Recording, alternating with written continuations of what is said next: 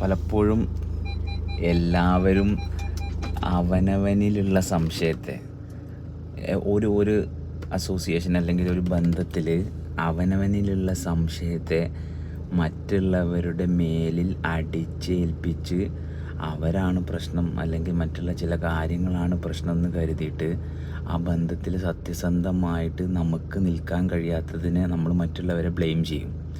അങ്ങനെ ഒരിക്കലും ഒരു ബന്ധം മുന്നോട്ട് പോകില്ല. അപ്പോൾ അവനിൽ ഏറ്റവും മനോഹരമായിട്ട് നമ്മൾ വർക്ക് ചെയ്ത് ഞാനായിട്ട് നിൽക്കുന്ന അവസ്ഥയിൽ നിന്ന് ഫുള്ളി സാറ്റിസ്ഫൈഡ് ആയിട്ട് ഇനിയൊന്നും നഷ്ടപ്പെടാനും നേടാനുമില്ല എന്നുള്ള അവസ്ഥയിൽ നമ്മൾ നിൽക്കുമ്പോൾ മാത്രമാണ് നമുക്ക് നല്ല ബന്ധങ്ങൾ എന്താണെന്നും എങ്ങനെയാണ് ബന്ധപ്പെടേണ്ടതെന്നും നമുക്ക് പൂർണ്ണമായിട്ട് അറിയാൻ സാധിക്കുള്ളൂ. അപ്പോൾ നമ്മളിലുള്ള എല്ലാ സംശയത്തെയും എടുത്ത് കളയുക, സ്വസ്ഥമായിട്ട് ജീവിക്കുക.